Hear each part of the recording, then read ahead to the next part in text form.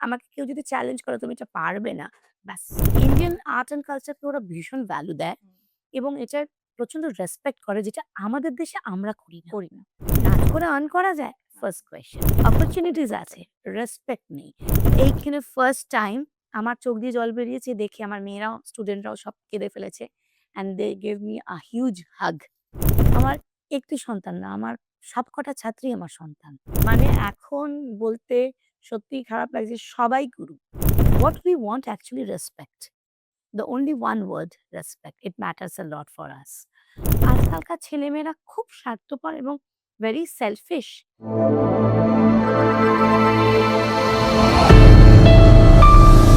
Welcome to Khwaish BTS. আমি Saheli. Episode নিয়ে চলে এসেছি। কিন্তু আজকের এপিসোড আমি শুরু করছি না। শুরু করছে আমার গেস্ট। নমস্কার। জগন্নাথ স্বামী নয়ন পথগামী ভাব তুমি। জয় জগন্নাথ। আজকে আমাদের গেস্ট রেশমি বসু। ধন্যবাদ দিদি আমার এখানে আসার জন্য। কেমন আছো? ভীষণ ভালো আছি। একটু গলাটা আজকে হয়তো প্রবলেম হবে কিন্তু ঠান্ডা লেগে আছে যেহেতু। Otherwise I am good. আজকে আমাদের আড্ডার শুরুর ধাপ স্টার্টিং পয়েন্টে আমরা চলে যাচ্ছি।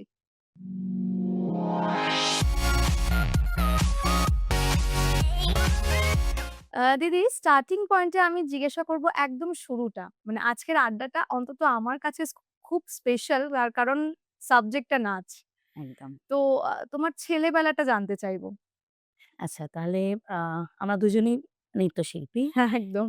তো এইজন্য ভালো আড্ডাটাও ভালো হবে। আমার ছেলেবেলাটা মানে একদম ছোট্টবেলা থেকে শুরু করে আমি মিউজিক্যাল ফ্যামিলি থেকে বিলং করি। বাবা মিউজিশিয়ান, মা মিউজিশিয়ান, ইভেন দাদাও মিউজিশিয়ান। তো পুরো আ ওই এনভায়রনমেন্টেই মানুষ হয়েছি। জন্মেই দেখেছি বাড়িতে মিউজিকের এনভায়রনমেন্ট, প্র্যাকটিস, রিহার্সাল, শো এর প্র্যাকটিস মানে পুরো যেরকম একটা মিউজিশিয়ান ফ্যামিলিতে আ মিউজিকটাই সারাদিন প্রায়োরিটি, মিউজিকটাই সবকিছু। সেটা দেখেই মানুষ হয়েছি। ছোটবেলায় মা সেতারিস্ট, বাবা ক্লাসিক্যাল গিটার, বাবা ওয়েস্টার্ন গিটার, দাদা ভালো পিয়ানো বাজান। তো অনেক রকমের আ মিউজিশিয়ানরা আসতেন বাড়িতে। তো আমি ছোট্টবেলায় মা ভালো ডান্সও করতেন।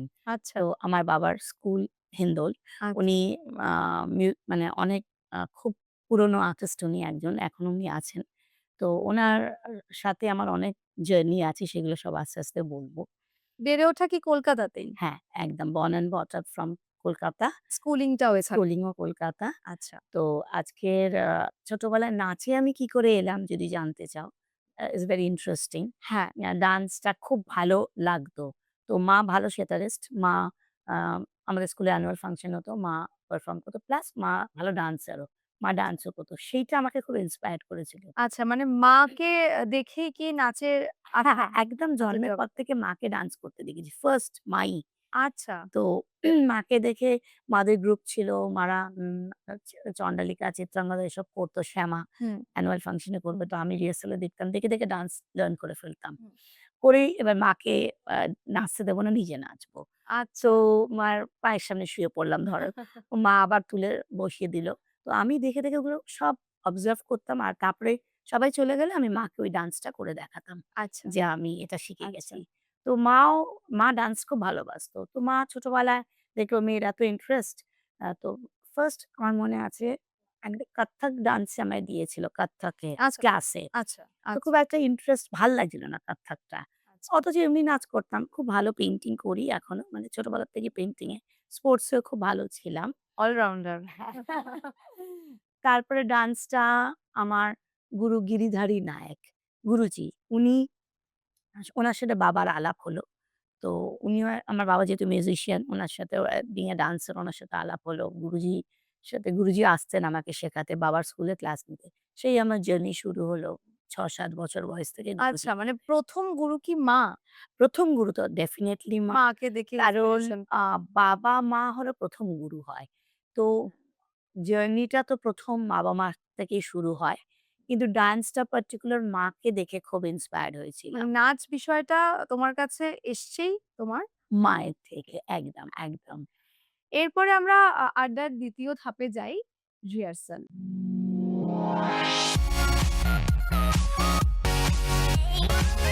তোমার গুরুর নাম তো শুনলাম দিদি। তো উনার কাছে তোমার তালিমের শুরুটা বা তোমার কিভাবে রিহার্সাল এর সময়গুলো কাটতো, তালিমের সময়গুলো কাটতো সেটা একটু তাহলে মানে ছোটবেলার ডান্সের জার্নিটা পুরোটাই। হ্যাঁ, আচ্ছা, গুরু গিরিধারী নায়কের কাছে আমার শুরু হলো গুরুজির কাছে যাওয়া ১ম। উনার কাছে তালিম শুরু হলো, উনার বাড়িতে যেতাম, উনার স্কুলে যেতাম। গুরুজি শিক্ষা দিত, প্রচুর বন্ধুরাও ছিল ওখানে তাদের সাথেও প্র্যাকটিস করতাম। গুরুজির সাথে প্রচুর বিভিন্ন জায়গায় প্রোগ্রাম করতাম। গুরুজির খুব প্রিয় ছাত্রী ছিলাম আমি। হুম, যেহেতু মানে উনার সাথে সবসময় থাকতাম, সব আইটেম আমি পারফর্ম করতাম। উনার উনার কাছে আমি ভালো ডান্সার ছিলাম। মানে গুরুজির ইয়েতে পয়েন্ট অফ ভিউ তে সব প্রোগ্রামে গুরুজি আমাকে আগে রাখতো। যে ভালো ডান্সার, প্রচুর স্ট্যামিনা ছিল। মানে ডান্সের ব্যাপারে ভীষণ প্যাশন ছোটবেলা থেকেই ছিল। তো ডান্সটাকে নিয়ে খুব সিরিয়াস ছিলাম। আচ্ছা, তারপরে গুরু কেলুচরণ মহাপাত্র যে লেজেন্ড, উনার বড় গুরুজি যাকে আমরা ডাকি, উনার সান্নিধ্যে যাওয়ার মানে সেই সুযোগ পেলাম। আমাদের এই গুরুজির থ্রুতেই। কারণ এই গুরুজি গুরু গিরিধারী নায়ক উনি হলো গুরু কেলুচরণ মহাপাত্রেরই একদম শিষ্য মানে হাতে মানে উনার কাছে থেকে গুরুজি শেখেন। তো ওই পরম্পরাটা তারপরে উনি আমাদের বড় গুরুজির কাছে পাঠালেন।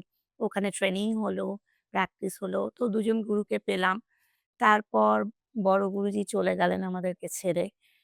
তারপর এই গুরুজিও মানে উনিও চলে গেলেন।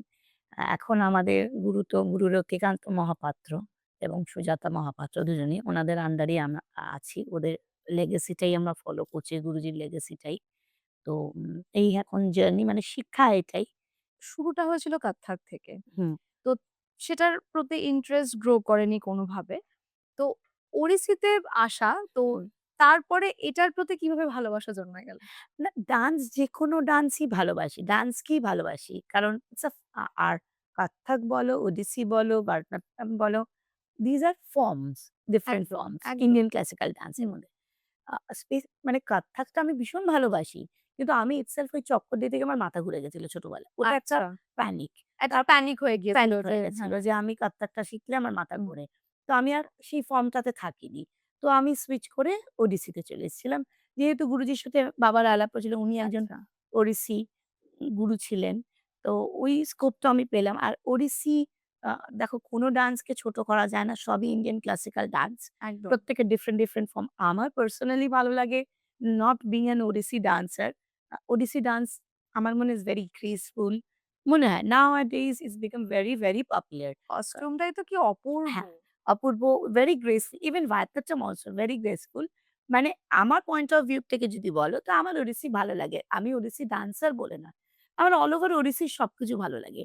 তাদের গানের স্টাইল, তাদের ভঙ্গি, তাদের posture, আ ড্রেস অল ওভার ওড়িশির যে আমরা মাথায় যেটা পড়ি, হেড গিয়ার ওটাকে বলে। হেড গিয়ার, সেটা এখন লোকে ব্রাইডাল শুট এ খুব ইউজ করে। এটা ভীষণ নিয়ে বাজে, বক্তব্য কি তোমার? ভীষণ, ভীষণ বাজে মানে আমরা খুব ডিসঅ্যাপয়েন্টেড। আমি তো ভীষণভাবে এবং এটাকে ডিসরেসপেক্ট করা হচ্ছে। এটা একটা ক্লাসিক্যাল ডান্সের একটা সিগনাল। মানে এটা sign, not signal, sign. It's this headgear is very important for Odissi কারণ স্পেসিফিক এটাকে বোঝায় এটা। একদম। ড্রেসটা অনেকে কাস্টমাইজ করে। But this you cannot customise. তো আমি নিজে দেখেছি ই Instagram এর রিলস এসবে যে আমি তাই। মাথার ওটাকে পরে চাড়িটাকে পরে বিয়ে করতে বসছে। হ্যাঁ। ওড়িশির বেল্টটাকে পরেও বিয়ে করতে বসছে কি কিছু একটা করছে। আমার মনে হয় ইন্ডিয়ান কালচারকে এরা রেসপেক্ট করে না। এরা ইন্ডিয়ান কালচার এবং হেরিটেজ কে বোঝে না।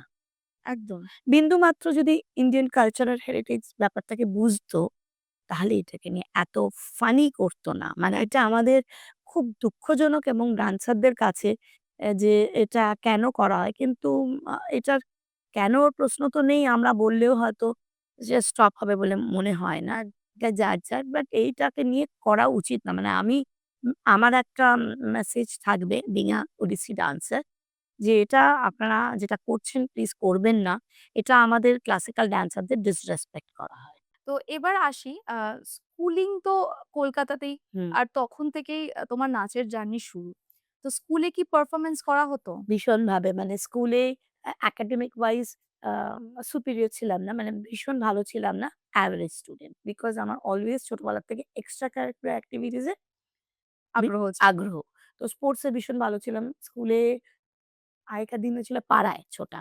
পাড়ায় ক্লাবকে রিপ্রেজেন্ট করতাম গিয়ে। ফার্স্ট হতাম সবসময়। স্কুলেও সবসময় সেখানে ডান্স টিচার যে শেখাতেন, উনি দেখতেন যে ভালো ডান্স করে, সামনে দাঁড় করাতেন। তারপর আস্তে, আস্তে প্রোগ্রামগুলোতে অপরচুনিটি পেতাম যে ভালো নাচি বলে। তো স্কুলে প্রচুর প্রোগ্রাম করেছি। পেইন্টিং এর কম্পিটিশনে পেইন্টিং এ যেতাম। কি কোনো আর্ট ওয়ার্ক এ আমি থাকতাম। আ স্পোর্টস এ তো অলওয়েজ ছিলাম। মানে এক্সট্রা কারিকুলার এক্টিভিটিস এর মধ্যে dance, sports and painting I was always মানে ইনভলভড। স্কুলের সাথে এটার নাচের ক্লাশ লাগতো? আ পড়াশোনার সাথে। হুম। দেখো যখন একটু পড়াশোনার থেকে ঝোঁকটা কমে গিয়ে ডান্স, মা বলত যে, "পড়াশোনাটাকেও করতে হবে তোমাকে। কারণ academic wise study is very important." মানে তোমাকে আমি বলতে চাইছি তুমি যাই থাকো basic education is very, very important. দিদি আমি যতদূর জানি যে তুমি ভীষণ চ্যালেঞ্জ নিতে পছন্দ করো। সেটা নিজের জীবনের ক্ষেত্রেই আমি বলছি। তো এই নাচটাকে যে প্রফেশনালি তুমি এখনো চালিয়ে যাচ্ছ বা প্রফেশন হিসেবে তুমি নিলে, তো এটা কি কিছুটা চ্যালেঞ্জ থেকেই নাকি একদম বিষয়টা অন্য ছিল? Very tough question. তো না, আমি খুব মেন্টালি স্ট্রং। মানে ইমোশনালি হয়তো আমাকে কেউ ভেঙে দিতে পারবে কি ফিজিক্যালি আমি ভেঙে গেলাম, শরীর অসুস্থ হলো। হুম। বাট মেন্টালি আমাকে ভাঙানো বা ভাঙাটা খুব tough. I am very strong. এই টাচ উড মানে আই এম ভেরি ব্লেসড যে ভগবানের আশীর্বাদ না থাকলে এটা হয় না। তো নাচটা কিছুটা চ্যালেঞ্জ। কারণ একটা সার্টেন স্টেজে বাড়িতে একটু ক্ল্যাশ হচ্ছিল। মানে বাবাও দেখছিল যখন আমি ডান্স নিয়ে সারাদিন নিয়ে পড়াশোনায় খুব একটা ইন্টারেস্ট নেই। তো একটুখানি অবজেকশন শুরু করল। তো খুব জেদ হয়ে গেছিল যে বাবা অনেক জায়গায় হয়তো আমাকে আ একটু নেগেটিভও বলেছিল। তো রেগে গিয়েই বলে বাবা-মারা যেটা বলে যে, "এটা পারবে না, এটা করতে হবে না, ইটস নট সো ইজি যেটা মনে হচ্ছে অতটা স্মুথ নয় লাইনটা।" তো ওটা আমার খুব ইনসাল্ট লেগেছিল যে আমি করবই। আর আরেকটা জিনিস ছোটবেলার থেকেই না খুব যেকোনো জিনিসকে খুব চ্যালেঞ্জিং ভাবে নেওয়াটা একটা আমার কাছে ভীষণভাবে এটাকে কি বলবো? মানে এটা আমার বাই বার্থ নেচার বলতে পারো। মানে আমি I'll do it. কেউ যদি আমাকে কিছু না বলে এটা করো না। সেটা যদি ভালো হয় ডেফিনিটলি খারাপ জিনিস আমি করব না।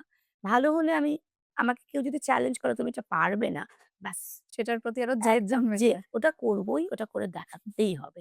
তো ওই ডান্সটা ওইভাবে যে একটা প্রফেশনালি যে আমি আ মানে স্কুলিং শেষ হলো, কলেজ স্টার্ট হলো। এবার আমি প্রফেশনালি জার্নিতে ঢুকবো। তখন একটুখানি অবস্ট্রাকশন পাচ্ছি কি কোনো অবস্টাকলস এলো। আ অনেকে সাপোর্ট করছে না। আরো জিনিসগুলো আমার ট্রিগার হতে শুরু করলো। তো আমি আরো ওতে আ ডিভোশনালি ওটাকে আরো বেশি আ কি বলবো? মানে আরো বেশি ইনভলভ হতে শুরু করলাম ওতে। আমার ইয়াং বয়সটা একটু বলি। আ একসময় খুব ফটোজেনিক ছিলাম। তো আ মডেলিং লাইনে মানে স্টিল অ্যাড এর কাজে ঢুকেছিলাম। প্রচুর করেছি। সিরিয়াল টুকটাক করেছি, অ্যাঙ্কারিং করেছি। বাবারও জানাশোনা যেটা ছিল। তো ক্যামেরা তে ফেস করেছি। অনেক ক্যামেরাম্যানকেও ফেস করেছি। অনেক কিছু ডিরেক্টররা অনেক আ সিগনাল দিয়েছে বাজে কথা, কম্প্রোমাইজ করতে হবে, এই করতে হবে। তো সেখান থেকে কোনদিনও কাজ করব কিন্তু লোভ ছিল না একদম। যে আমি কম্প্রোমাইজ করে ওই জায়গায় যাব। সেটা কন্ট্রোল ছিল বরাবর। তো আজকের এইজন্য মনে হয় আজকে এইটুকুনি রেসপেক্ট এ পেয়েছি যা ভগবানের আশীর্বাদে যে কম্প্রোমাইজ করিনি। হুম। রেসপেক্ট নিয়ে কাজ করছি আর করব। আমরা আড্ডার আরেকটা ধাপ এগোই। নিশ্চয়ই। On the way.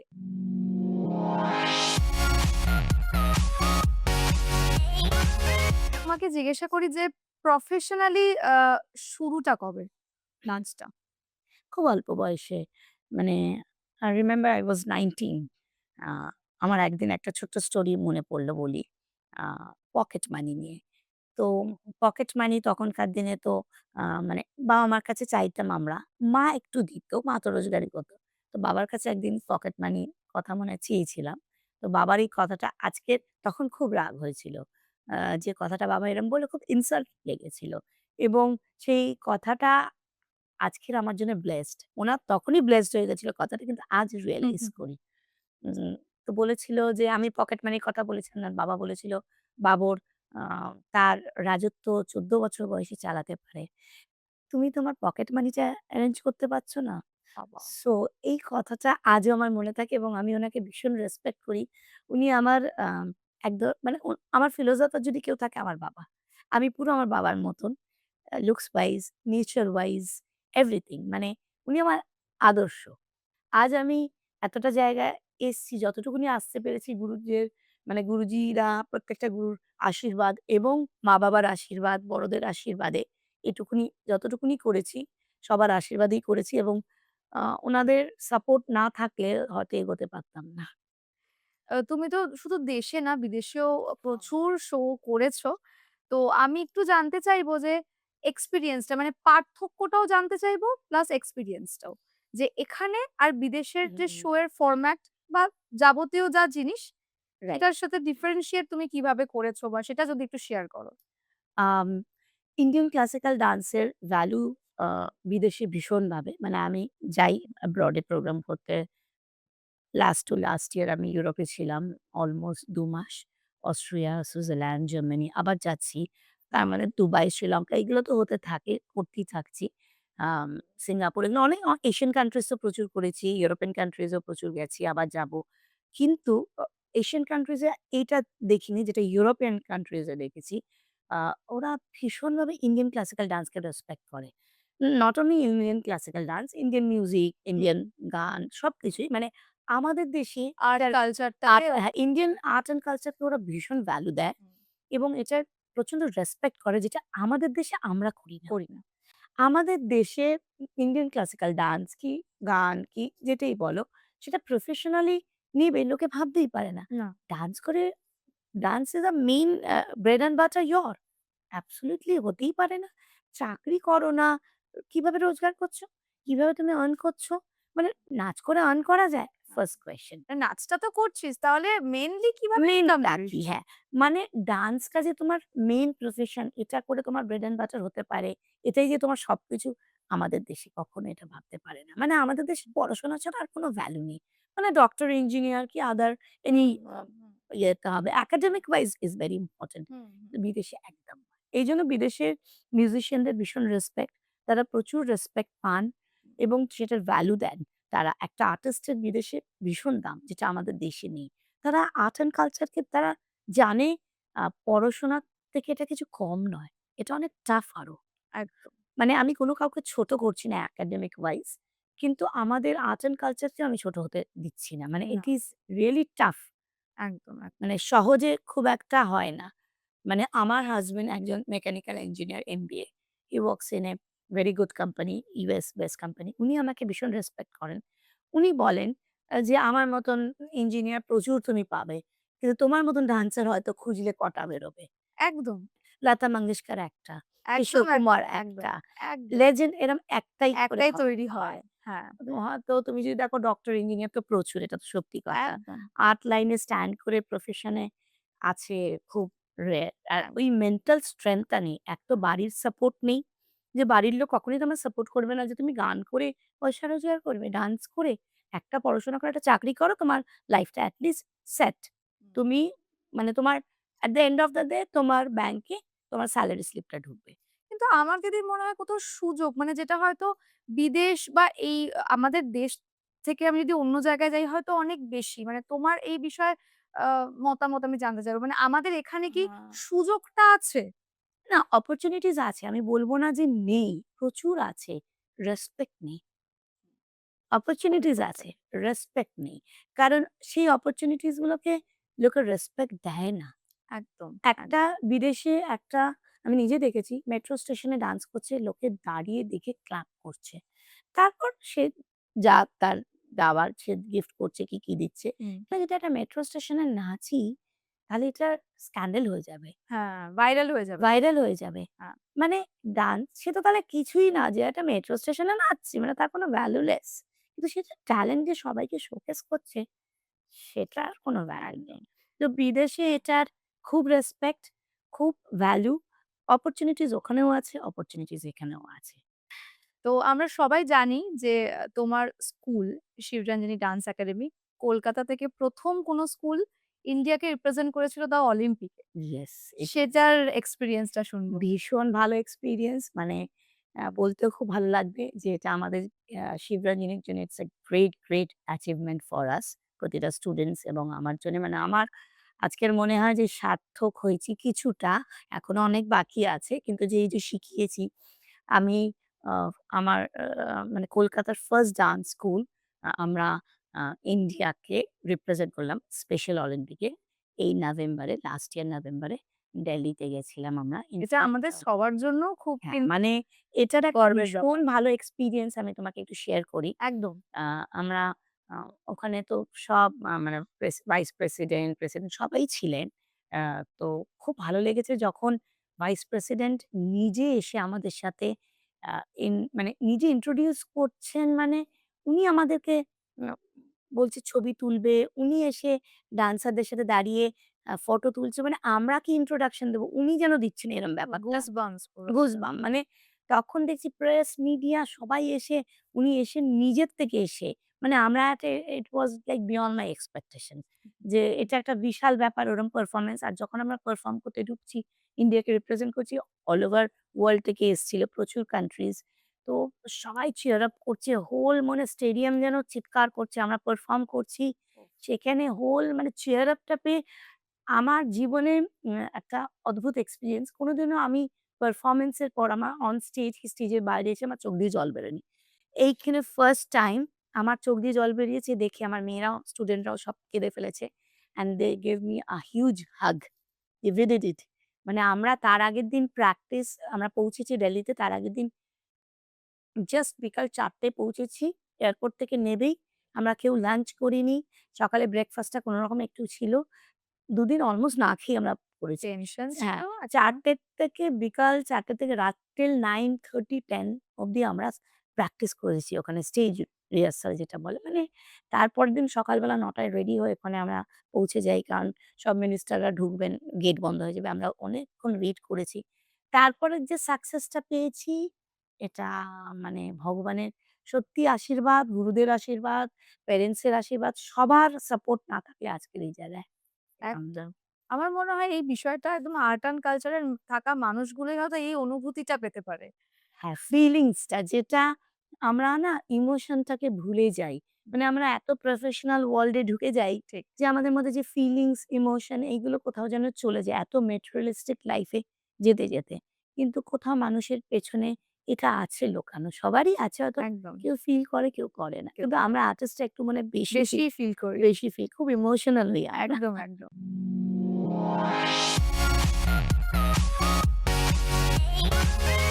আমরা অন দ্য ওয়ে থেকে এবার আমাদের পরের সেগমেন্ট গ্রিন রুমে যাচ্ছি। স্টেজের একদম কাছাকাছি আমরা চলে এসেছি। গ্রিন রুমে আমরা বসে কিছুটা সময় আড্ডা মারি। সামনে আয়না। আমি ১ম প্রশ্নই করব তোমাকে যে তুমি নিজেকে কিভাবে এখনো গ্রুম করো? This is also a very tough question. হুম। হ্যাঁ। গ্রুম করি মানে আমাদের দেখো আমরা প্রফেশনাল ওয়ার্লড এ যারা আছি, আমাদের আ গেটস আপ লুকসটা ইস ভেরি ইম্পোর্টেন্ট। পারফরম্যান্স তো আছেই, হুম, যেটাকে বলে প্রেজেন্টেশন এবং প্রেজেন্টেবল হুম, হতে হবে। হুম, খুব ইম্পোর্টেন্ট এক্সারসাইজ, ডায়েট। তো আমি আ এক্সারসাইজ ফ্রিক ও বলতে পারো। প্রচুর এক্সারসাইজ করি। আ কার্ডিও, ওয়েট ট্রেনিং, স্ট্রেচিং এগুলো করি এবং আমার স্কুলেও করানো হয়। আচ্ছা। হ্যাঁ, মানে শিবরঞ্জনীতে শুধু ডান্স শেখানো হয় না। শিবরঞ্জনীতে ফার্স্ট ডিসিপ্লিন শেখানো হয়। ফার্স্ট আমি আমার স্টুডেন্টদের ছোট বাচ্চা যারা ৩-৪ বছরের আসে, এরকম স্টুডেন্টও আছে 60 আপ ও আছে। ওদেরকে আগে বলি ৩ খানা D is very important life A. One is discipline, one is determination and one is dedication. ৩ টে ডি দিয়ে ডান্স হয়। তো তোমরা ডান্স শুরু করবার আগে এবং ডান্স শেখার আগে এই ৩ টে জিনিসে খুব ফোকাস করবে। তো ডিসিপ্লিন তো ভেরি ইম্পোর্টেন্ট। হুম, লাইফে যেকোনো প্রফেশনে সাকসেস পেতে গেলে হুম, ডিসিপ্লিন ভেরি ইম্পোর্টেন্ট। আর একদম। কনসিস্টেন্সি মানে বোথ আর ভেরি ইম্পোর্টেন্ট। তো আমি রেগুলার ওয়াইজ যেমন ডায়েটটা খুব ইম্পোর্টেন্ট আমার জন্যে। চেষ্টা করি বাইরের খাবার তো এমন না যে খাই না। কি চেষ্টা করি অভয়েড করা। কিন্তু রেগুলার ওয়াইজ একটা মানডে টু ফ্রাইডে ডিসিপ্লিনেই থাকি। Diet, exercise, dance is a very good exercise. তাছাড়াও আমরা এমনি এক্সারসাইজ করি। যেরকম নিজে তো প্রচুর করিও। আর আমার স্টুডেন্টদেরকে আমি প্রচুর করাই। মানে ডান্স শুরু হওয়ার আগে ক্লাসে একটা সিস্টেমই আছে। যে first half an hour exercise, stretching, warm up, cardio হুম, হুম, এগুলো করার পর তারপরে আমাদের ডান্সে যা আছে সেগুলো। তো আমি নিজেও সেটা করি। আরেকটা আমি যেটা করেছি ওমেন এম্পাওয়ারমেন্ট মানে আমার ছাত্রীদের মধ্যে এটা আমি বলেছি যে এইটা তোমরা করবে। মানে একতা হুম, যেন থাকে। মানে পার্সোনালি কোনো মেয়ের আ পার্সোনাল লাইফ এ যদি প্রবলেম হয়, হুম, তোমরা সবাই চলে যাবে তার পাশে দাঁড়াতে। হুম, হুম, আমার পাশে তো তোমরা আছো সবসময়। হুম, কিন্তু তোমরা যে গুরু বোন, তোমরা যে বন্ধু, তোমরা যে ফ্রেন্ডস এই ওমেন এম্পাওয়ারমেন্ট এর এইটা আমি করেছি শিবরাজনীতে। প্রত্যেকে, প্রত্যেকে হাতে ধরে থাকবে এবং প্রতিটা ফেস্টিভাল আমরা ভীষণভাবে এখানে এনজয় করি। যেমন হোলি করলাম, রথে মানে রথে যেটা আমাদের জগন্নাথের সবকিছুই প্রভুর পুজোটা আমরা খুব ভালো করে করি। আ তারপর এখানে পিকনিক হয়, গেট টুগেদার হয়। পার্টিও করে ছেলেমেয়েরা খুব আনন্দ করে, সাকসেস পার্টি গুলো করে। আর একটু তাদের চেষ্টা করি আ ভালো কিছু শিক্ষা দেওয়া, ভালো কিছু কথা যাতে তাদেরকে আমি মোটিভেট করতে পারি, এনকারেজ করতে পারি। আমার অনেক কথায় আমার কিছু, কিছু মানে কিছু না অনেক স্টুডেন্টদের যাদের পার্সোনাল লাইফ এর অনেকের অনেক প্রবলেম তারা আসে আমার সাথে কথা বলে এবং কথা বলার পর তাদের প্রবলেম হলেই তারা আমার কাছে আসে। তারা শুধু গুরু মা নয়, তাদের মা আমি। মানে এটা আমার কাছে বিশাল পাওনা একদম। যে আমার একটি সন্তান মেয়ে। কিন্তু আমি শিবরঞ্জিনীতে আমার একটি সন্তান না, আমার সবকটা ছাত্রী আমার সন্তান। একদম। ছাত্র-ছাত্রী সবাই আমার সন্তান। মানে আমার মেয়েও সেটা জানে এবং আমি তাদেরকে চেষ্টা করি, তাদেরকে মোটিভেট করি, এনকারেজ করি। তারা যেখানে যা প্রবলেম হয় সবসময় আমি তাদের পাশে থাকি। দিদি বাঙালি পরিবারে একটা রেওয়াজ আছে যে ছোটবেলায় পড়াশোনার সঙ্গে, সঙ্গে নাচ, গান বা বিভিন্ন ধরনের ভীষণ। যেকোনো কালচারের সঙ্গে বাচ্চাকে অ্যাটাচ করা। হুম, তো আগে হয়তো একটা পাড়ায় আ একটা নাচের স্কুল, সেখানে বাচ্চাকে আমরা ভর্তি করানো হুম, এগুলো হতো। এখন একটা পাড়ার মধ্যেই হয়তো দেখা যাচ্ছে ৪ টে ৫ টা স্কুল। ভীষণ। এইটা নিয়ে কি মন্তব্য তোমার? মানে এখন বলতে সত্যিই খারাপ লাগছে সবাই গুরু। সবাই গুরু হয়ে গেছে। নাচ হয়তো ২ বছর শিখে সেও গুরু হয়ে গেছে। ফার্স্ট অফ অল তোমায় বুঝতে হবে গুরু আর টিচার এর ডিফারেন্সটা। হুম, গুরু আমরা কাকে বলি? আমরা ভগবানকে দেখা পাই না। কিন্তু ভগবান মা-বাবা গুরুকে বানায়, তাদের মধ্যে দিয়ে সে দেখা দেয়। তো গুরু আর টিচারের ডিফারেন্সটা মানে ভাবতে হবে যে গুরু কারা আর টিচার কারা। শেখালেই শুধু গুরু হয়ে যায় না। গুরু মানে he or she will show you the right path. তো তোমাকে রাস্তাটা তোমাকে দেখাবে। আজকের আমি আমার স্টুডেন্টদের যে নাচ শেখাচ্ছি, শুধু নাচ নয়, তার লাইফের পাথও আমি তাকে দেখাই। তার কথাবার্তা, তাকে হাম্বল হতে হবে, তাকে ডাউন টু আর্থ হতে হবে। লাইফে কিচ্ছু আমাদের না, সব ওনার, একদম। সব ওনার। আমরা ইউনিভার্সের কাছে আমাদেরকে সারেন্ডার করতে হবে। আমরা তার মতন চলতে হবে। আমরা কি যা হচ্ছে, যা ঘটছে সব ওনার। সবটাই তারই ইচ্ছা। তার ইচ্ছা। আমরা কিছু না। আমরা we are doing our job only হুম। মানে সেখানে আমি যদি বলি অনেকের আছে খুব না কুছু মানে আমি সব। না, আমি ব্যাপারটাকে ভুলে যেতে হবে। আমি কিচ্ছু না। ফার্স্ট নিজেকে সারেন্ডার করো। You are nobody, you are nothing. ঠিক। ফার্স্ট তোমাকে আর আর্ট লাইনে তো ভগবানের সাধনা করি আমরা। তো তোমাকে ডাউন টু আর্থ হতে হবে, হাম্বল হতে হবে, হুম। পোলাইট হতে হবে। তুমি অ্যা মানুষটা ভালো হতে হবে। ফার্স্ট তো মানুষ ভালো হতে হুম। হবে। মানে আর্ট অ্যান্ড কালচার এইখানে এখান জিনিস। থেকে হয়। এখানটা পরিষ্কার রাখতে হবে। একদম। And face is the index of mind কথা আছে। ক্লাসিক্যাল ডান্সাররা নাকুচু হয়। এটা প্রচুর শুনেছি, অনেক সময় শুনেছি। তো এটা নিয়ে তোমার সাথে একটু ডিসকাশন করতে চাইবো যে আ বেশিরভাগ লোকরা বলে যে ক্লাসিক্যাল ডান্সার তাহলে তো এই জায়গায় পারফর্ম করবে না। তাহলে তোমাদের জন্য একটা আলাদা একটা স্টেজ, আলাদা একটা মঞ্চ, একটা এরকম জিনিস লাগবে যেটা খুব ভাইব্রেন্ট, খুব এলাহি ব্যাপার। আ সেটা নিয়ে যদি একটু কিছু বলো। Not really from my side আমি বলব নয়। না কুছু নয়। What we want actually respect. The only one word respect. It matters a lot for us. So না কুছু হয়তো লোকে ওটাকে ভাবে না কুছু। হ্যাঁ, মানে আমরা যেহেতু সাধনা করি ভীষণভাবে, ভগবানের সান্নিধ্যে থেকে তার মানে আমরা বলি যে we are really direct connect করি আমরা ভগবানের সাথে। ভগবানের যেহেতু সাথে। আমরা যখন রেয়াজ করি কি যখন সাধনা করি, প্র্যাকটিস করি আমরা সব ভুলে যাই পৃথিবীর। পুরো ডেডিকেটেড টু তো ভগবানের সাথে আমরা খুব হায়ার সোল এর সাথে কানেক্ট করতে কানেক্ট করতে পারি। পারি। খুব ইজি খুব ওয়েতে। ইজি ওয়েতে যখন সাধনায় থাকি ২ ঘন্টা, ৪ ঘন্টা, ৫ হুম। ঘন্টা সব ভুলে যাই পৃথিবীর কি টাইম হচ্ছে। কিভাবে চলে যায় সেটা মানুষ না, বুঝতেই পারে না। জানি না। এই যে প্র্যাকটিস এ থাকি।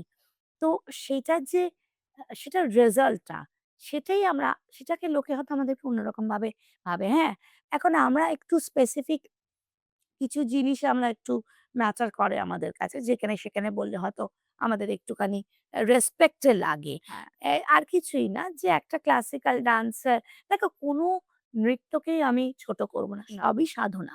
সে যাই ফর্মস আর ডিফারেন্ট। যেকোনো art and culture say painting করো, ডান্স করো, ইন্সট্রুমেন্ট বাজাও সবকটার রেসপেক্ট আছে।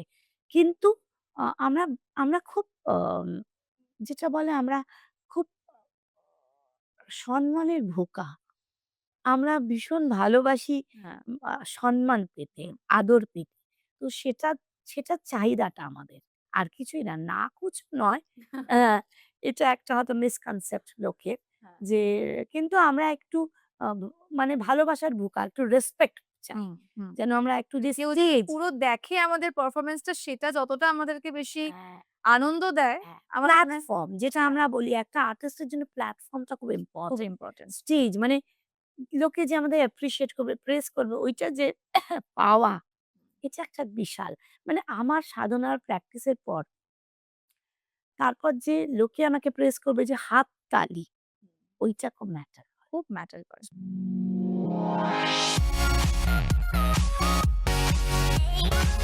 তো একটু তোমার সাথে ছোট্ট গেম খেলে নেব। একদম। আমি ৪ টে প্রশ্ন করব তোমায়, তুমি আমাকে উত্তর দিও। ১ম প্রশ্ন, আহ তোমাকে এই মুহূর্তে যদি হাতে একটা বুম দিয়ে দেওয়া হয় আর বলা হয় তুমি রিপোর্টার, তুমি কাকে প্রশ্ন করতে চাও এবং সেই প্রশ্নটা কি হবে? আমি তো ডান্সের ফিল্ডে তো আমার নলেজটা ডান্সেই। তো একদম। আমি একটা আ ডান্সারকেই প্রশ্ন করতে চাই। তো যদি আমি প্রশ্ন করতে চাই কোনো ডান্সারকে, আ তার স্পেসিফিক কারো নাম আমি নিচ্ছি না। আমি হয়তো কোনো ডান্সারকেই প্রশ্ন করলাম। তো আমার এটা ফার্স্ট কোয়েশ্চেনটা হবে একটা ডান্সারকে, ডান্স একটা মানুষের জীবনে কি দেয়? একটা ডান্স আমি কেন শিখবো? একদম। ডান্স কি দেয় মানুষের জীবনে? ডান্স কি? তো এটা আমার ফার্স্ট প্রশ্ন একটা ডান্সারের কাছে হবে। আচ্ছা, হোয়াট ইস ডান্স? আচ্ছা। ২য় প্রশ্ন দিদি, যদি তুমি ডান্সার না হতে, তাহলে আমরা তোমাকে কোন প্রফেশন এ পেতাম? ইচ্ছা ছিল তো আ অ্যাক্টিং লাইনে যাওয়ার। মানে শুরুও করেছিলাম। হুম। দেখতেও খুব সুন্দর তোমায়। তো ইয়াং বয়সে তখন আ মানে খুব খুব ফটোজেনিক ছিলাম। কিন্তু স্টিল অ্যাড এর প্রচুর কাজ করেছি। আম অনেক ছোটখাটো রোল করেছি অ্যাডে। কিন্তু খুব টাফ লাগতো একটা জিনিস স্ক্রিপ্ট মুখস্থ করা। যেটাতে আমার একটু আটকাতো। যদি ভালো স্ক্রিপ্ট লার্ন করা যায়, আমার মনে হয় খুব ভালোভাবে অ্যাক্টিংটা খুব ভালো করে ডায়ালগ গুলো যেটাতে একটু খারাপ ছিলাম। তো টাফ লাগতো। তবে কিন্তু ডান্সার হিসেবে না পেলে তোমাকে অ্যাক্টর হিসেবে পাওয়া যেত। হ্যাঁ, মানে শখ খুব ছিল শখ ছিল। যে সেলিব্রিটি হওয়া। এখনো পসিবল। এবার যাই ৩ নম্বর প্রশ্নতে। আমি ৪ জনের নাম বলব। তুমি তোমার নিরিখে ১, ২, ৩, ৪ করে তাদের নাম বলো আমাদেরকে। মমতা শঙ্কর, জোনা গাঙ্গুলি, কোহিনূর সেন বরাত, অলকানন্দা রায়। এ বাবা! সবই আমার ফিল্ডেরই লোক। ডান্সারই সবই ডান্সার। খুব টাফ কোয়েশ্চেন। এটা মানে সত্যি আমার পক্ষে খুব টাফ এটা অ্যান্সার দেওয়া। আ কিন্তু একটু ইজিও যেহেতু আমার ফ্র্যাটার্নিটির লোক সবাই ডান্সার। কিন্তু ভীষণ কঠিন প্রশ্ন। তাও আবার সোশ্যাল মিডিয়া অ্যান্সারটা দেওয়া। Still I'll try. হ্যাঁ, ডেফিনিটলি আমার তো ফার্স্ট তো আমাদের মুন্নিদি, অলকানন্দা রায় দিদি।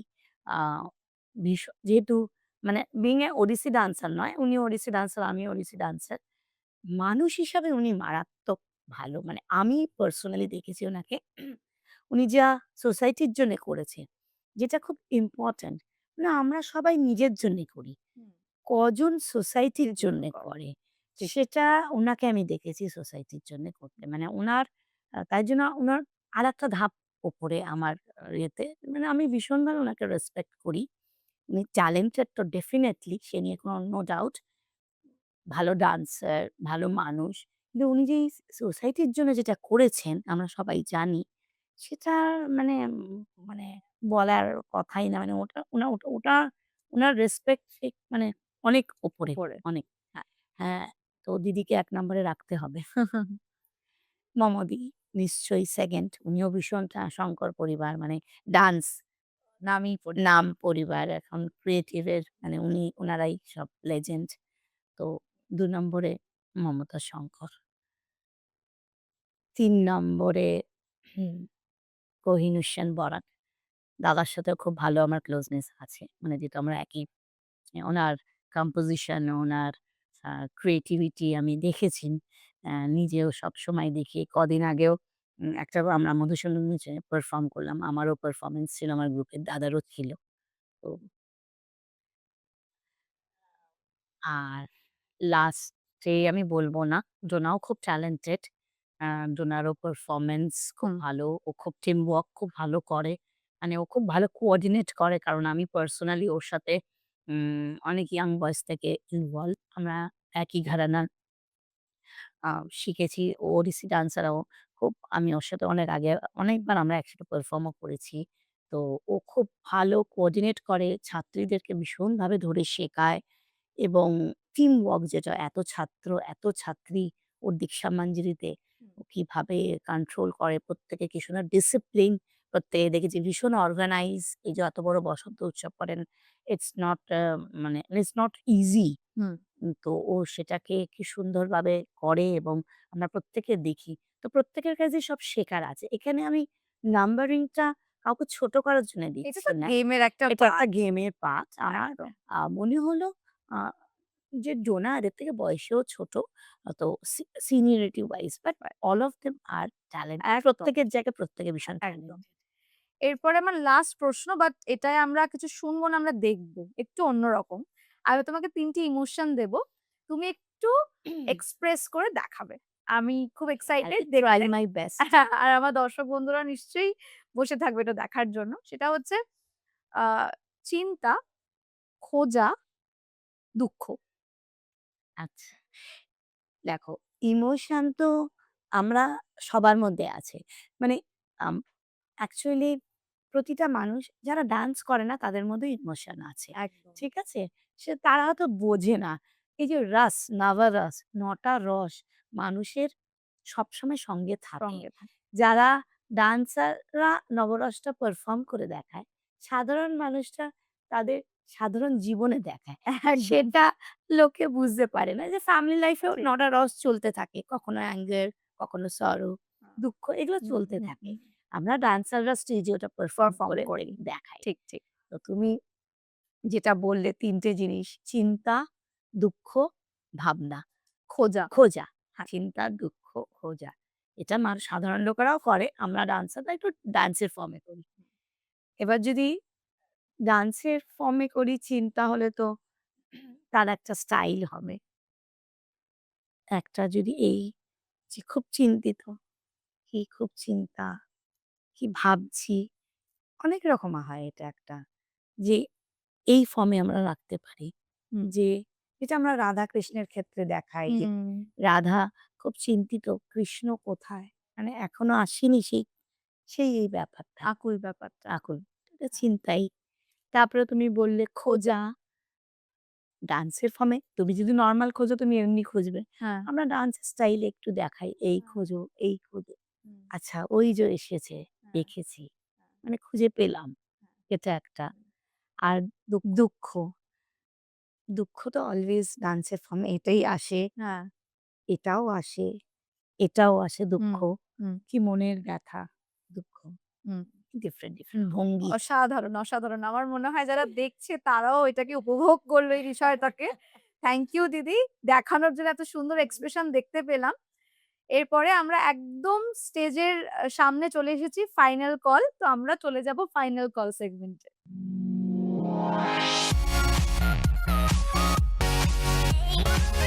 দিদি যেটা জানতে চাইবো তোমার থেকে, উম এখন যে নাচ আমরা শিখছি বা যেই ধারায় আমরা চলছি, প্রত্যেকটা স্কুলেরই আমার মনে হয় একটা WhatsApp গ্রুপ আছে। তো WhatsApp গ্রুপে রিহার্সাল এর টাইমিং লিখছো। সেখানে হয়তো বেশিরভাগ লোক লিখে দিচ্ছে বা কেউ লিখছে বা কেউ লিখছে না যে, "আমি যেতে পারবো" বা "আমি যেতে পারবো না।" এই যে একটা করে স্টেটমেন্ট, তারপরে নেট অফ আর তাকে খুঁজে পাওয়া যাচ্ছে না। রাইট। এটা ভেরি ইম্পোর্টেন্ট কোয়েশ্চেন। তুমি খুব ভালো কোয়েশ্চেন করেছো। এটা নিয়ে আমরা regular everyday we are facing. মানে আমি তো ফেস করি এটা সত্যি। হ্যাঁ, WhatsApp গ্রুপ অনেকগুলো আমাদের আছে যেরকম আমার যেরকম অনেকগুলো যেহেতু ব্রাঞ্চ তার প্রত্যেকটা দিয়ে আলাদা। প্রতিটা গ্রুপ আলাদা এবং শিবরাজনী স্যাটারডেজ এর শিবরাজনী সানডে করে অনেক হুম। আছে। তো সবথেকে খারাপ লাগে আ যেটা আজকালকার ছেলেমেয়েদের মধ্যে দেখি না কমিটমেন্ট একেবারে নেই। মানে তাদের কমিটমেন্ট নেই, তাদের গুরুর প্রতি রেসপেক্ট ঠিক করে নেই। মানে আজকের আমার ধরো একটা প্রোগ্রাম আছে। কিছু স্টুডেন্ট ১ম এ খুব এক্সাইটেড করব। করবে, ঠিক আছে এসো। তারপর রিহার্সাল শুরু হলো। রিহার্সাল আসছে। কিছুদিন বাদে রিহার্সালে ডান্সও তুলল। তারপর তার আর পাত্তা নেই।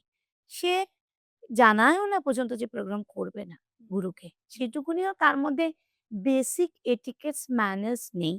যে যার কাছ দিয়ে তুমি নাচটা শিখেছো, যার জন্য তোমার পাটা পড়ছে আজকে স্টেজে, যার জন্য তুমি এত স্টেজ করেছো, তাকে তুমি জানানোর প্রয়োজন মনে করো না যে একটা ইম্পোর্টেন্ট প্রোগ্রাম?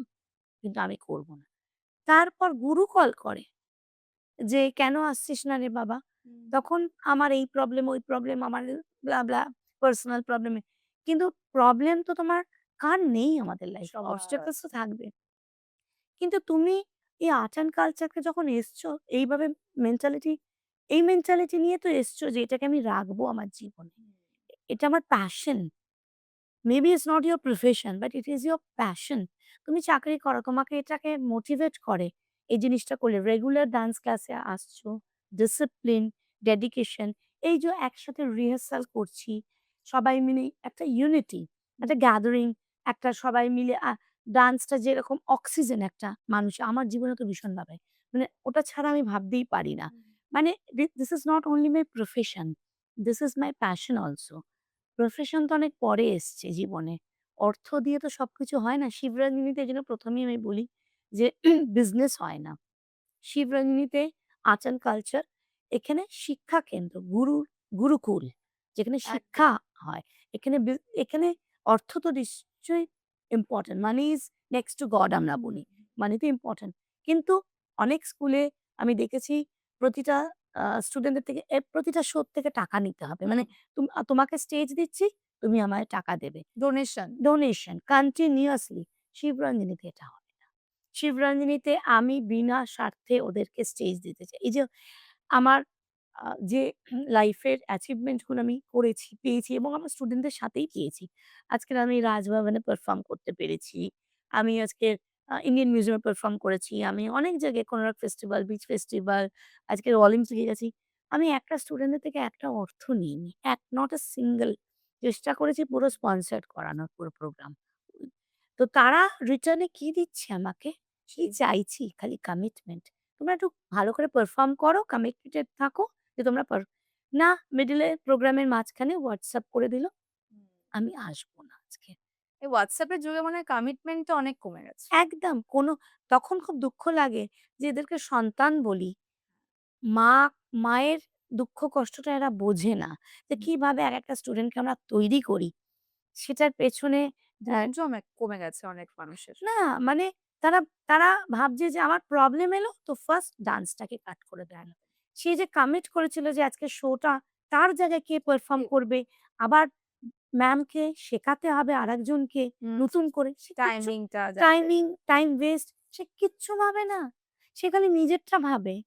আজকালকার ছেলেমেয়েরা খুব স্বার্থপর এবং very shellfish. Sorry to say আমার সোশ্যাল মিডিয়ায় এটা বলতে আমি বাধ্য হচ্ছি। যে তারা একদম কমিটেড নয়। তারা মুখে একটা, তারা করে একটা, তাদের মনে একটা। আমরা যেটা ভাবতে পারিনি, আমরা যাই হয়ে গেছে।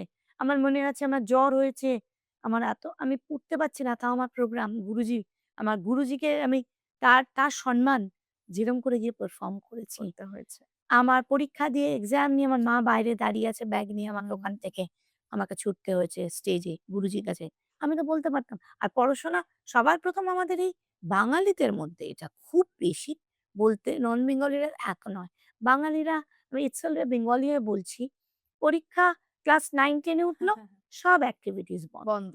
মানে মেয়ে যেন ২৪ ঘন্টা পড়বে, ছেলে যেন ২৪ ঘন্টা কিন্তু করে না। টিভি দেখে, মোবাইল দেখে টাইম কেটে যায়। তার থেকে ১ ঘন্টা প্র্যাকটিস করো। এটা তো এক্সারসাইজ একটা। এক্সারসাইজ তোমার পড়াশোনায় ভালো মন বসবে, হুম, তোমার তোমার ব্রেইন ভালো কাজ করবে, তোমার ব্লাড সার্কুলেশন ভালো হবে। ঠিক, ঠিক। সেটা বোঝে না। এখনকার জেনারেশন আর আমাদের জেনারেশনে সত্যি তফাৎ। কিন্তু আমার অনেক স্টুডেন্ট আছে যারা অনেক ছোট থেকে শিখছে, তারা কিন্তু এরকম নয়। ব্যতিক্রম তো না, থাকবে। তাদের বিয়ে হয়ে গেছে, বাচ্চা হয়ে গেছে। সেই নিয়ে আমার একটি স্টুডেন্ট, আমার সিনিয়র মোস্ট স্টুডেন্ট। তার একটি মেয়ে আছে, তার আবার বাচ্চা হলো। সে ২ মাসের বাচ্চাকে রেখে আমার সাথে অলিম্পিকে চলে গেল। তার ডেডিকেশন এরকম জায়গা যে গুরু বলেছে, তার ২ মাস সবে হয়েছে বেবি। সে কিন্তু চলে গেল। সে ভাবল না যে কিভাবে তার বাচ্চা তার ফ্যামিলির লোক রাখে। কিন্তু হয়ে তো গেল। হয়ে তো গেল। ম্যানেজ তো হয়ে গেল। ম্যানেজ হয়ে গেল। তাই জন্য তার জায়গাটা শিবরঞ্জিনীতে একটা, তার নামটা যে আমি তুলছি না। হ্যাঁ। কিন্তু সে আমার মনের কোথাও একটা আছে। তাই জন্য সেও বুঝতে পারছে আমি তাকেই বলছি। জীবনে কি অ্যাচিভ করলে? অ্যাচিভমেন্ট সম্পর্কে একটু জানবো। এবার আবার একটা কোয়েশ্চেন। অ্যাচিভমেন্ট টাও একটা আ আমি একটু ডিপ্লোম্যাটিক আনসার দিচ্ছি প্রতিটাতেই। অ্যাচিভমেন্ট টা কিরকম হয়? মানিটারি অ্যাচিভমেন্ট না আ হিউম্যান বিং আ হিউম্যান সেই অ্যাচিভমেন্ট? হুম, দেখো, অ্যাচিভমেন্ট যদি বলি বিং আ হিউম্যান আ নিশ্চয়ই করেছি। প্রচুর সম্মান পেয়েছি, আজও পাচ্ছি। হুম। যখন স্টুডেন্টরা পায়ে হাত দিয়ে প্রণাম করে, বিশাল পাওয়া একটা। যে গুরু বলে ডাকে, গুরু মা বলে ডাকে। বলে যে, "তুমি মা।" মাদার্স ডে তে যখন আমাকে উইশ করে, বিশাল পাওয়া এটা। এর থেকে বড় অ্যাচিভমেন্ট কিছু নেই। এই যে যখন স্টুডেন্টরা জড়িয়ে ধরে, ভালোবাসে প্রোগ্রামের পর, আ বলে যে, "ম্যাম তুমি সবসময় আমাদের হাত ধরে থাকবে। ছাড়বে না। আমাদের যত প্রবলেমই হোক, পার্সোনাল হোক, প্রফেশনাল হোক যাই।" এইগুলো অ্যাচিভমেন্ট। আর প্রফেশনাল অ্যাচিভমেন্ট তো হ্যাঁ, করে যাচ্ছি আরো হয়তো এন্ডলেস এখনো অনেক একদম। বাকি। অনেক কিছুই বাকি। করিনি মনে হয়। করেছি ভালো শো অনেক জায়গায় করেছি। বললাম যেরকম অলিম্পিকটা একটা খুব বড় অ্যাচিভমেন্ট আমাদের একদম। জন্যে। গভর্নর হাউস করেছি, ইন্ডিয়ান মিউজিয়াম। বড় প্রোগ্রাম তো করে যাচ্ছি। এগুলো তো স্টেপ বাই স্টেপ আরো করব এন্ডলেস। মনে হচ্ছে এখনো অনেক বাকি। বিদেশে প্রোগ্রাম করেছি, দেশে প্রোগ্রাম করেছি। বড় গুরুদের সান্নিধ্যে যেতে পেরেছি। গুরুদের থেকে শিখেছি। এখনো এন্ডলেস শিখে যাচ্ছি। তোমার জার্নি আরো অনেক দিন ধরে চলুক। থ্যাংক তাই ইউ। বেস্ট খোয়াইশেস for your upcoming journey. Thank you so much. খুব ভালো লাগলো সুগার দিদি তোমার সাথে আড্ডা দিয়ে। হয়তো দিদির কথা অনেক জায়গায় অনেক রকমভাবে আপনারা শুনেছেন, আমি শুনেছি। কিন্তু আজকের আড্ডাটা আমার মনে হয় একটু অন্যরকম হলো। অনেক অজানা কথা হয়তো আমার এই ঘরে এসে দিদি আমাকে শেয়ার করলো, সঙ্গে আপনাদেরও। দিদি থ্যাংক ইউ আমার এখানে আসার জন্য। থ্যাংক ইউ আমাদের সো মাচ। দর্শকদের জন্য যদি কিছু বলে দাও তুমি। হ্যাঁ, আমার একটু একটা মেসেজ আছে দর্শকদের জন্যে। ডান্স নিয়ে তো এতক্ষণ শুনলেন আপনারা। সবথেকে ভালো লাগছে যে এই খোয়াইশ, এই যে খোয়াইশ যে অর্গানাইজেশনটা, আ এনারা এত ভালো একটা কাজ করছেন আর্টিস্টদের জন্যে। যে খোয়াইশে একটা খুব সুন্দর প্ল্যাটফর্ম দিচ্ছে আর্টিস্টদের। মানে আ সত্যি আমরা সবকিছুর আ পেছনে যেরকম একটা করে প্ল্যাটফর্ম থাকে, ম্যানেজমেন্ট থাকে। আমাদের আ ক্রিয়েটিভ লাইনে, ক্রিয়েটিভ এতে খুব একটা আমরা পেতাম না। যে কিভাবে আমরা কানেকশন পাবো, কিভাবে আমরা প্রোগ্রাম পাবো বা সিস্টেমেটিক নয়। যেটা খোয়াইশ আমাদেরকে দিচ্ছে। মানে thanks to Khwaish and their team also যে আমাদেরকে এভাবে আম প্রমোট করছে আবার ভাবে নিউ জেনারেশনকে। আমরা এখনো অনেকটা স্ট্রাগল করে অনেকটা এগিয়েছি। আর যারা নিউ প্ল্যাটফর্ম পাবে, নিউ জেনারেশন তাদেরকে যে এতটা ভাবে তোমরা সাপোর্ট করছো এবং তোমরা বিভিন্ন দেশে বিদেশে তাদেরকে স্প্রেড করার চেষ্টা করছো, কনট্যাক্টস দেওয়ার চেষ্টা করছো। তার জন্যে গ্রেট ওয়ার্ক। মানে থ্যাংকস টু খোয়াইশ। খোয়াইশের সাথে আমিও কানেক্টেড। বিভিন্ন আর্টিস্টরাও কানেক্টেড। তো আমাদেরকে আপনারা খোয়াইশের থ্রুতেই পাবেন। আমার নিজের একাডেমি আছে শিবরঞ্জিনী ওডিসি ডান্স একাডেমি। আপনারা যদি কন্ট্যাক্ট করতে চান আমাদেরকে এইখানে খোয়াইশের থ্রুতে করবেন। আর আমরা মানে being a dancer আমরা খুব হ্যাপি এবং আমরা really we are honored also যে আমাদেরকে খোয়াইশ এইভাবে হেল্প করছে, সাপোর্ট করছে। It's a good work actually what they are doing. It's a good job also. আমি বেস্ট উইশেস জানাচ্ছি খোয়াইশ and their টিমকে। Thank you. আজকের এপিসোড নিশ্চয়ই খুব ভালো লেগেছে। একদম অন্য ধরনের একটা এপিসোড হলো। আসবো আবার আরো অনেক অন্য ধরনের এপিসোড নিয়ে। এই চ্যানেলকে অবশ্যই সাবস্ক্রাইব করুন এবং লাইক করবেন, শেয়ার করবেন। টাটা।